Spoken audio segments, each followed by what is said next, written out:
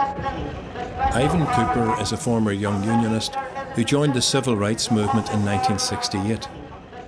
Ivan, you were one of the first to be called a Lundy in the 60s. Would you tell us about what happened then? It means total estrangement from a very large section of the Protestant community. I was brought up in an entirely Protestant community, and the estrangement at that time for me at a personal level was very great. Exactly who is going but your politics were not, in today's terms, all that radical.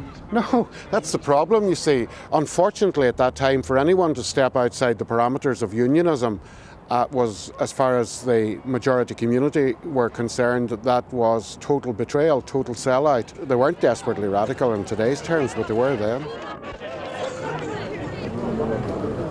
Tell us about what happened. Well, I was brought up in a post office. One of the first things that happened was that a boycott was organised. Only 5 Protestant families continued to use that post office, even though my mother had been the sub-postmistress for 37 years. Second thing was attacks on my home. I remember, and I well remember, my mother standing at one window with a shotgun and me standing at another because there was a mob outside who were throwing stones and petrol bombs, etc. My father at that time had had 7 strokes, and this was common knowledge, and was bedridden for 3 years. But that didn't seem to make any difference. I was Lundy within their midst, and that their contempt had to be demonstrated. Do you think the word Lundy has the same resonance today as it had in the past? I don't think it has the same degree of viciousness as it had at that particular time.